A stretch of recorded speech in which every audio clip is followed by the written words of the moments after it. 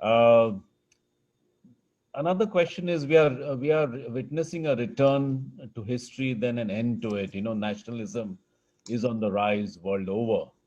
Uh, just taking, I mean, I don't know, Mahabharata or otherwise, do you believe that a nationalistic foreign policy outlook is likely to approach the world with more confidence and greater realism? I think India is looked at so much better in the last 5 years with the confidence and cooperation and help India does, and as a nation which others can trust.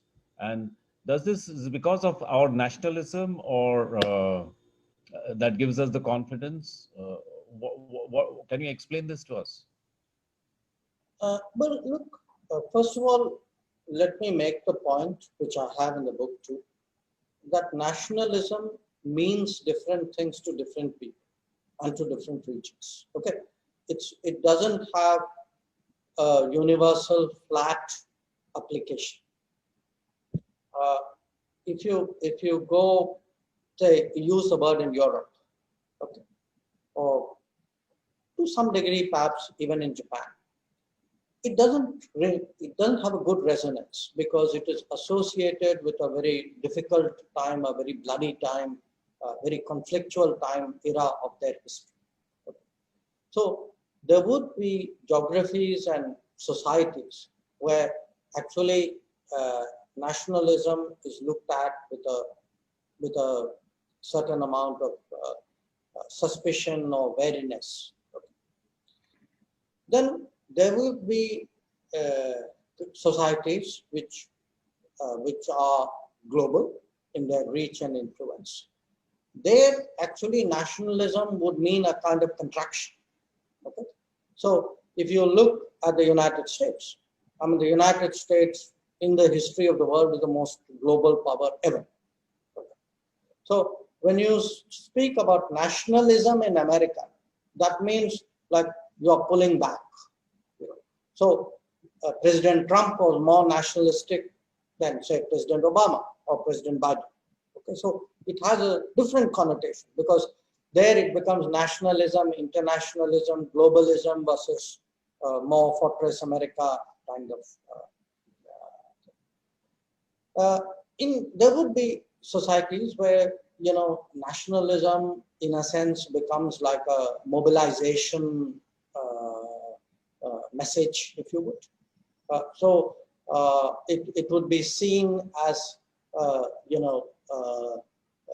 very much the reaction of a regime or a system which is either asserting itself or defending itself or battling against odds to kind of keep its profile up. So you have that, and sometimes people do associate it with countries which have been empires. I mean, so there is talk of, say, Russian nationalism or Turkish nationalism or Iranian nationalism. Now, the problem is the European narrative, or broadly the Western narrative, the American narrative, the empire narrative, they tend to be the dominant narratives. So if you speak across the world, the overall sense is the word nationalism in many conversations doesn't have a nice ring to it. But now I want to give you a different view of it. If you were to look in Asia, large parts of Asia, large parts of Africa, large parts of Latin America, what is nationalism? Nationalism was our regaining independence from foreign rule. Okay, it was our rebuilding our society after they were pillaged and practically destroyed by foreigners. So if you ask somebody in India, are you a nationalist? They say, of course I'm nationalist. Because, after all, what do we say? Mahatma Gandhi led the national movement. Okay. We speak, for us, nationalism is a positive force. It is regaining something. It is rediscovering your identity. It is a expression of national, of confidence of a society, of the ambitions of a society. And to a large extent, it would apply to pretty much other societies analogous to us who had their own versions of freedom movement and their own struggles against imperialism. So I would actually suggest to you that the word nationalism has almost like, a line bisecting it. So the global north treats it as not as a positive word. The global south, I think, has a very different connotation to it. So in our case, I think definitely, when you say I'm nationalistic or somebody is more nationalistic, it means you have a stronger sort of passion for your country, for your society, you have higher ambitions, you are willing to do more to achieve your goals. So I see it in our own context as a very, very positive term. Now, in the world today, what is going on is very interesting. On the one hand, and my book explores this, okay, there is what I call rebalancing. Okay, rebalancing means if you take the world and say, okay, who are the top 20 countries or top 30 countries? The top 20, 30 countries of 1945, of 1965, of 1985 and 2020 are very different. Okay. And you are finding an India, a China, an Indonesia, a Vietnam, a Brazil, a Chile, now move up the ladder, Mexico, etc.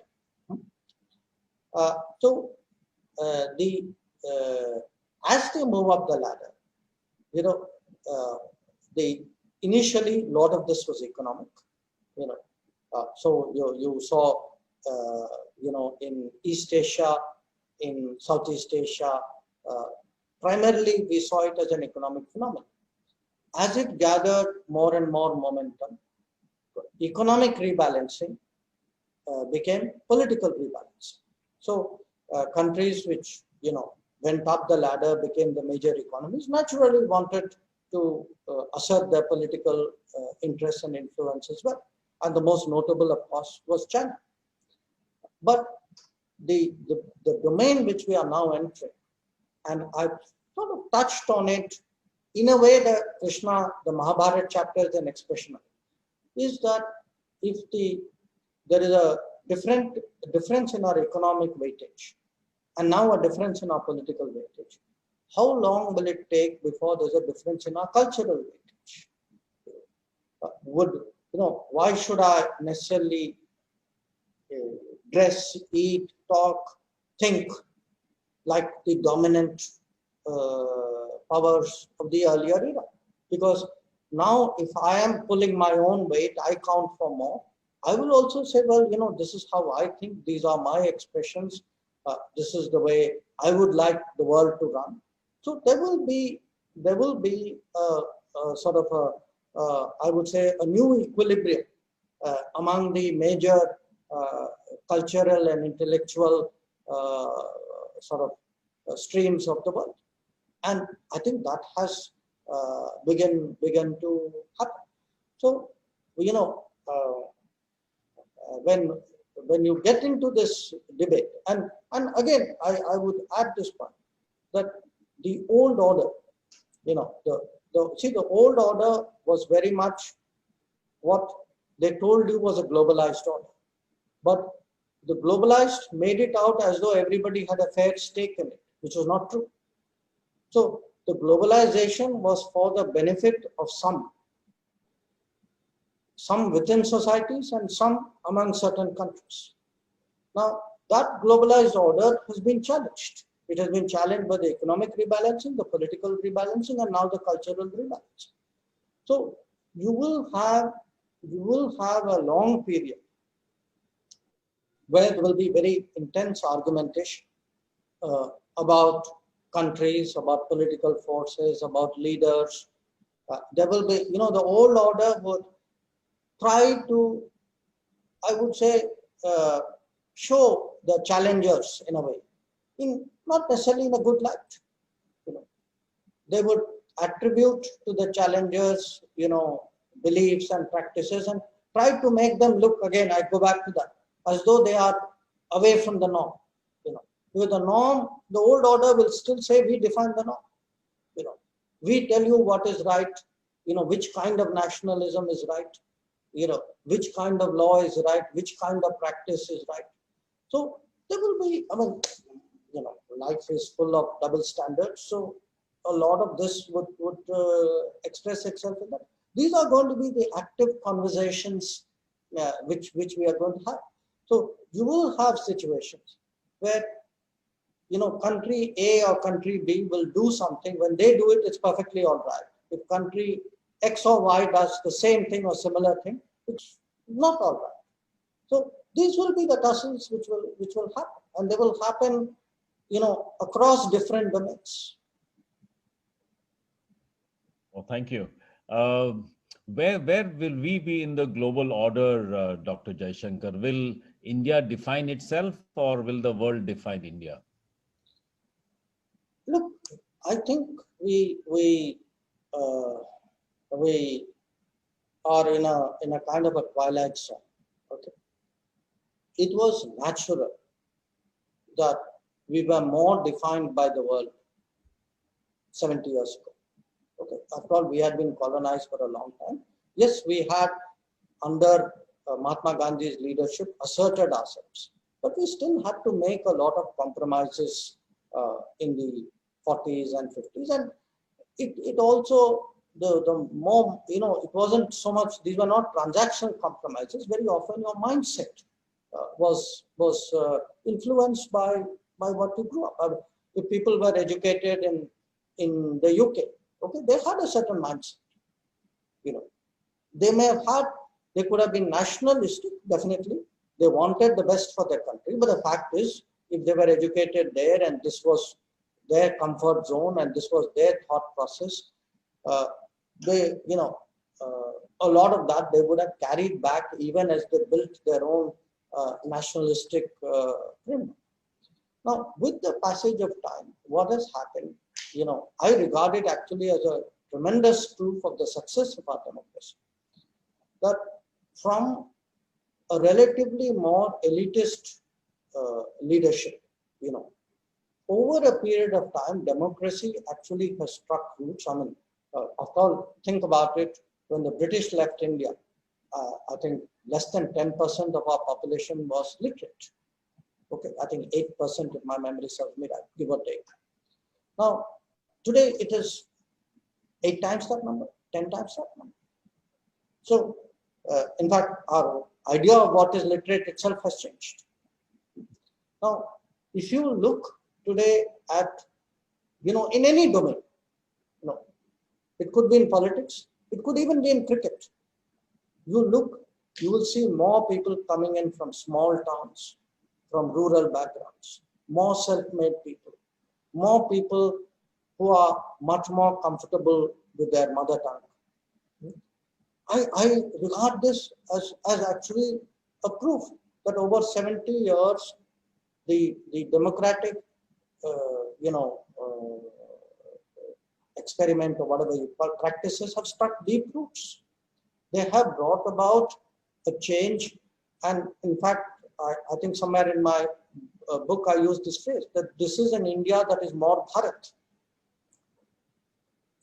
And so we will go through this as well. In fact, I would say, I would even be bold enough to assert that we will be one of the major players in this.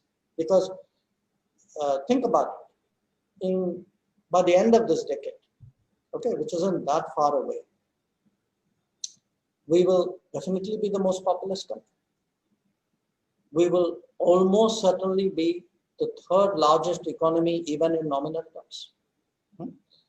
You will see more, I mean, already if you look back last few decades, you can see us globalizing. I mean, you have today about 33, 34 million Indians, NRIs and PIOs around the world. As the world moves towards a much more sort of knowledge-based, human resources-driven economy and activities, I mean, we are the largest pool of available human resources for the world. So when I look at our future, I actually see a much bigger influence that we will have in the world. And it doesn't have to be a government strategy. Okay, it will be good if it's a government strategy. It will happen on its own. Today, if there are 3.5 million Indian Americans, and I don't know, maybe another 2 million non-citizens living out there. This was not something which somebody planned. It happened. I mean, the economy did it, technology did it, migration did it, movement of people did it, aspiration did it. So I do see an India which has an immense role ahead of it in the next decade. But if that India is much more confident, if that India is much more aware of its interest, that India is stronger, it has deeper strengths. So I would say, to me, preparing for that era, because that time is coming. The time is not now. The time still will take. It will take time. Some years ago I used the word saying leading power. Now, some people misunderstood it and seemed to suggest that I thought we were a leading power. I think our goal is to be a leading power. But you can't be a leading power leaving it to God and gravity. You have to work to be a leading power. Thank you. You touched upon the current Modi administration about Atmanirbhar Bharat, and does this Sabka Saath, Sabka Vikas, Sabka Vishwas approach as relevant to foreign policy as it is to domestic policy? I mean, you mentioned the vaccine also and the growth of India and the help we give. So how do you manage the optics of this both diplomatically and successfully? Look, I mean, it's been now 7 years of the Modi government, of which I saw the first lot as a diplomat and civil servant. I've seen the last 2 years as a minister of the government. I think in the most sweeping way, I can say you actually are seeing a revolution in the making, because you're actually seeing an inclusive, fairer society being built with much greater strengths and capabilities. And in a sense, the COVID experience actually it showed us, perhaps to our own surprise here, our being the entire country, how much we have progressed in the last 5 or 6 years. That if the very fact that during this COVID period that we could put in money into the bank accounts of 400 million people, okay, that's larger than the size of Europe or United States. That we could feed 800 million people during this period by giving them, food. This would not have happened 7 years ago, 8 years ago. I mean, what a leakage culture there was at that point. I mean, and the most graphic statement on leakages was actually said by Rajiv Gandhi during his prime ministership. That what a small percentage eventually reaches the beneficiary. So the point I am making is, see, we have also raised the levels of our ambition. And the beauty of this is, every time you raise the level and you achieve it, it's important never to be satisfied. There was a time when we would have said, giving everybody power would be fantastic, unbelievable. Giving everybody water, out of the world. Today, I mean, people think, come on, speed it up, get it done with, move on with it. So actually, what were impossible yardsticks has actually, the Prime Minister has actually made it seem achievable. I mean, it is within the realm of doability to see every household connected to water, everybody connected to power, to see a day in the not distant future where actually everybody has a roof over their heads. The idea, I mean, can you even imagine the idea 10 years ago of health coverage? Yet you look at the speed at which Ayushman Bharat is moving. You look at the digital connectivity. So the point I'm making is, in one way, I'm amazed at what we are doing at home. In one way, I'm very glad that I'm normalizing every achievement and then aiming for the next level. Now, why I'm saying that to you is, if we are doing that, we have realized the importance of carrying everybody with us, of an inclusive society, of greater strengths, of broader constituencies. For a country like India, with all the, with the multiple heritages and all the advantages that we have, it's important we do that abroad as well. I'm a natural coalition builder. Okay, I'm an English-speaking country. I'm a democracy. I'm a country of the South. I'm post-colonial. So I have so many constituencies with which I can actually build bonds and find commonalities. I mean, somebody once told me that Indians have this extraordinary ability to actually handle multiple identities. I mean, if I ask you, what are you or who are you? Your answer will depend on who's asking. And only you and I will know that question and how to reply to that question. In a way, that is happening to us with the world as well. That, the democracies naturally see me as a democracy. The English-speaking world does so. My fellow, the countries with whom there's a deep solidarity from the anti-colonial, anti-imperialist struggle, see me as a fellow struggler of that.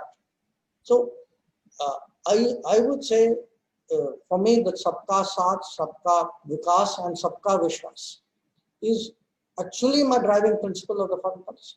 I mean, that is why I do vaccine maitri. That is why I do this, if there's a disaster in the region, I help out.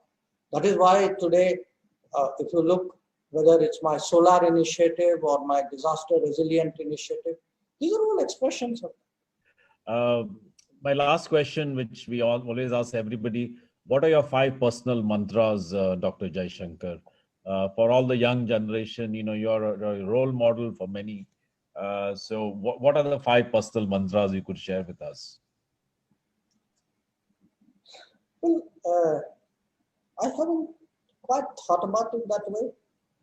But I think one I told you, which is, if you actually make a profession or a practice of what deeply interests you, you really do so much better at it, because it's not an effort. I mean, you have to enjoy what you are doing. So there are 2 ways of doing it, which is either you go and figure out what you enjoy and pick that as a life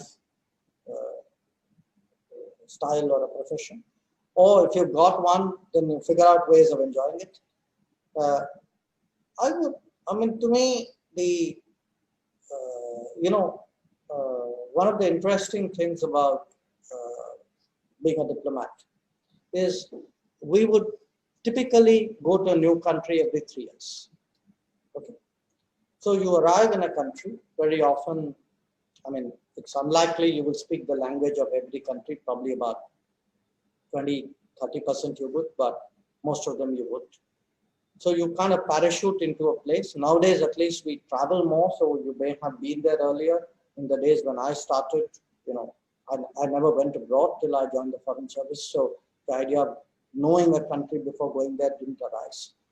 So you arrive in a country and then you have a short period, because after you've been about a month or so, the next person who comes from India, from the government or business or whatever, they actually think you are the guy who's there. So you must know everything about the place. Okay. So This is learning. Okay. So you parachute in a place and bang, you start figuring out how does it work and how does that place work, so that you expect in a month or 2 or 3, you will be asked to deliver on what needs to be delivered. So in an interesting way, I think with the passage of time, I found we have all, at least in the diplomatic profession, we've become very nimble people. We've also become very self-sufficient people, okay? Because there's no external, if you're in a government office here in India, there's a whole support system. Their embassies are typically very, very small. So you're pretty much on your own with a small group. So I realized the virtues of self-sufficiency and nimbleness. I often found, don't take this as a mic. I don't try to do everything myself. But what others don't need to do for me, I would rather they don't. I would much rather I still do a lot of my WhatsApp and emails, and